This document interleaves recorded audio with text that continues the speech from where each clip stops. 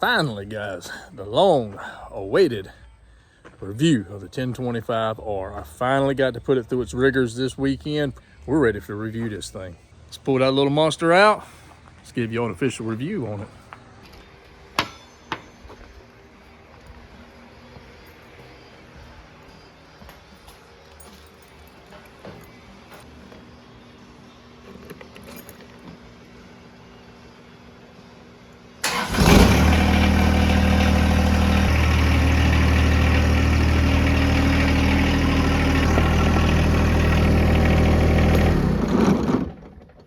All right, 1025R.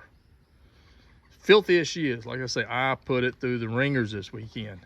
We dug some stuff with this thing back here, which I'll get to here in just a little bit. But let's start off up here at the bucket, and we'll go from there. The bucket, lift capabilities, usability of the bucket, could not complain.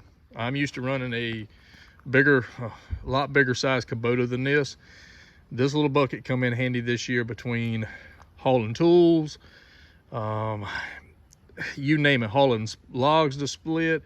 We picked up some rocks, hauled around, did some landscaping, and it came in really handy when we were building. My brother built a pole barn, and we used it for that. Getting inside of it where the bigger tractor couldn't get, this thing right here came in handy. The controls were really good. As far as being able to do several different things with it at a time, it did okay. I mean, it wasn't perfect. It wasn't like the Kubota. Kubota I could run.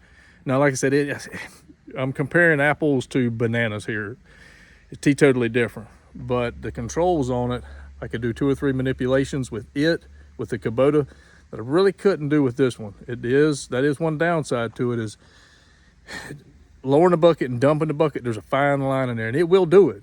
It's just finding that fine line. The only other problem I had, and I said it's a minor problem, was this shifter right here. It started spinning. It literally, see how the angle's forward right here, and I can push it sideways, it doesn't move. It was literally twisting in here, and all it simply is, there's a nut down up underneath this boot. Pull the boot up, and you'll see the nut down here at the bottom of the shaft. Tighten it up, and it's good to go. That was really the only problem I had with this front end loader. It did great. It's done great. You see the driveway, just got through working on it this weekend with it a little bit. I've been really pleased with the bucket and the front end loader and the power of it. Honestly, we have moved some rocks around here. I don't have one of them to show you right this very moment, but I know they say the lift capacity on this is 800 pounds. Put the forks on it, and I can promise you that rock that we moved was a lot heavier than 800 pounds. But I wanted to test it out, see what it could do. Next, we're gonna get to the, what do they call it, 260B backhoe attachment, I guess. Got tons of stuff to say about this, tons of stuff. Some good, mostly good, some bad, but mostly good. We'll start off with detaching it and reattaching it. I did it 2 weeks ago to put an implement on here. I'll get about on that implement here soon. But as far as detaching this and reattaching it, first time I've ever done it, I went and watched some of the videos online, come off like that. Set it down on a roller system up underneath. If you look down here, it's got a flat spot right up under here. I put a roller system under that, set this thing down on it, disconnected the cable with hydraulic lines, and came off with no hiccups.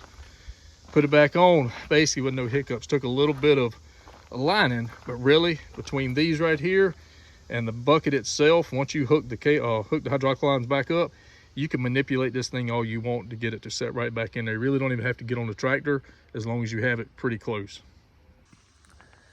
Now, with that being said about taking it on and off, it really was a breeze. I'm used to running tractors, the hydraulic lines, pins, little pins and the little locks and stuff like that. Really, if you've used a tractor enough, they're commonplace. But the detaching it and all that, the points they have here is unreal. Now, I did have some issues with the 3-point hitch. I looked online, I hooked the 3-point hitch up on here, and that's the implement I'm about to explain to you that I did try on here. I did test it out, but I put a 3-point hitch on it. The only problem I had is the up and down lever. Once I put the 3-point hitch on back here, I got everything attached, had it ready to go. I pulled up on the lever, came up just great, floated right up like it should have. Problem was, when I went back down on the lever to see if I could get the 3-point hitch to go up and down, pushed the lever all the way down, it did not move. But after one simple call to the tractor dealership, and I knew it was something simple, if you look right up under your seat, right up here, this knob right here, which I'm gonna sound like a dummy, but I really thought that was a seat adjustment to control some of the bounciness of the seat, possibly. Didn't really know. I found out.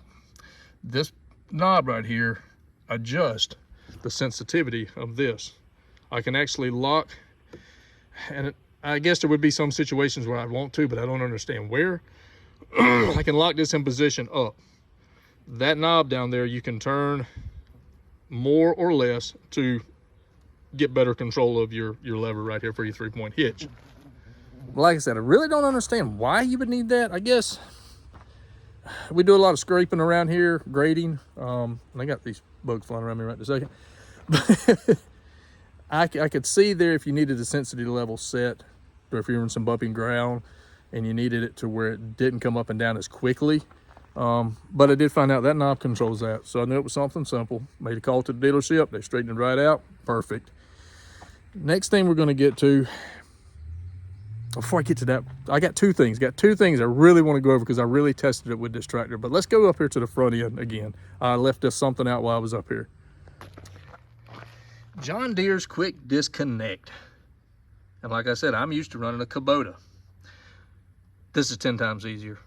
10 times easier getting this bucket off and putting the other attachments on it than that Kubota.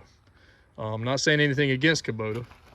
The Kubota's good. I enjoy it. I like it. It's firm. When you lock it in place, it's in there. So is this one. It's just a lot easier to manipulate. When I'm up here on this seat of this tractor, I'm pulling up to an attachment. I can hook it up very quick, pop it in place. It really is so simple. I was very surprised about that. And for this little tractor with all the little attachments and implements that come with it, makes it super user friendly. All right. Any smaller details before I get to the big things? The big things that we tested this on. Power wise, again, it is a smaller tractor. It's a smaller horsepower. And you understand that when you buy one of these. It can only do so much. So the speed of it, running up and down, let's say if you were to drive it from point A to point B, takes you a little bit longer to get there. And that's gonna happen. It's not a speedster. It does have the 2-wheel drive. You can lock it, you can go to 2-wheel drive, get a little bit of speed if you're on a straight path and you're just trying to get from point A to point B before you actually have to do some work. Then you can lock it back down into 4-wheel drive very simply by this little attachment right here. This thing right here, this rollover bar,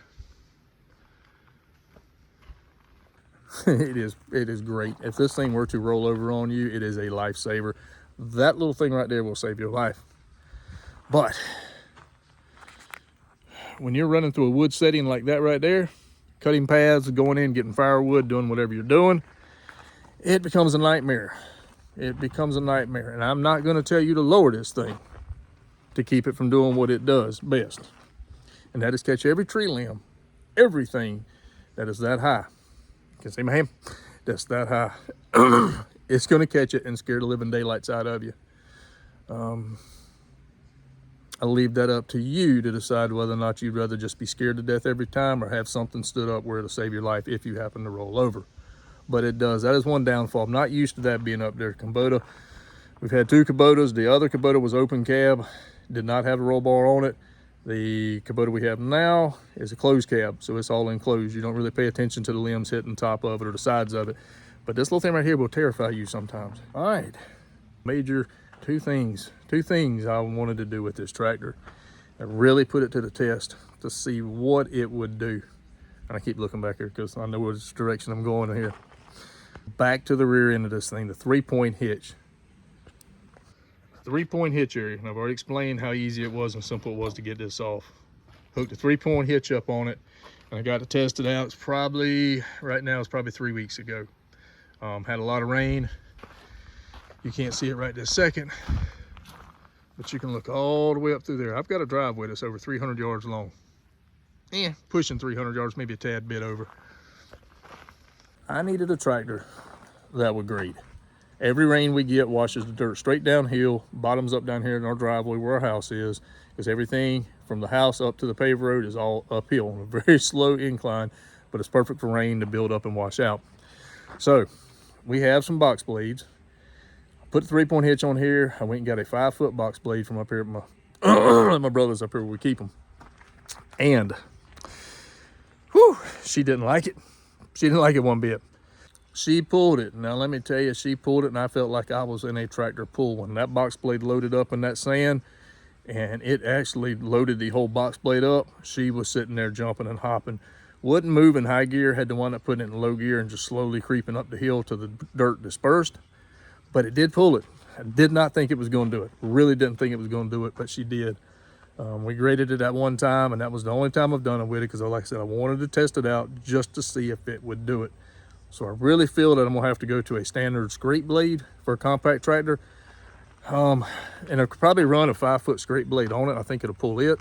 But box blade wise, I don't think you can get over 4 foot. I think you have to stay in those 4-foot parameters for this small compact tractor. That motor's probably not going to take hopping that 5-footer up and down the driveway too many times. But like I said, I wanted to test it out. I wanted to do a review for y'all to see what it would do, and it did do it. It did. Lastly, and I saved this for the very last thing because this is the most impressive thing to me about this little compact piece of machinery, is this right here. And this was my big question the entire time. What could this thing do? How much power did it have? I've ran big excavators. I've ran standard regular old backhoes before. And I know what to expect from those, but I did not know what to expect from this little powerhouse. Honestly, and I will call it a powerhouse. After, and I'll try to put some photos up. I took a lot of photos of the big stump that I pulled this weekend with it. It was impressive. I had some time on my hand. It was hotter than all get out. I think we're running 105, 106 degrees down here in the southeast. But I had a little time early in the morning. I wanted to get out there and just run. I had stomping away in my dove field. I want to see if it'd get them out. Guys, I was totally impressed. I have pushed down some dogwood trees around here, probably some 8-9 inch dogwood trees, but as everyone knows, the stumps or roots, the roots on those are really shallow. They're top of the ground. So you cut a few roots and that tree's going to lay over with the leverage of the tree and the weight of the tractor. It's not too bad. But this was a big holly stump. She was probably anywhere between 18 to 20 inches in diameter, and I'd left it up about 3 foot out of the ground so I could get some leverage on it. And this little puppy done it. This little puppy dug that thing up out of the ground.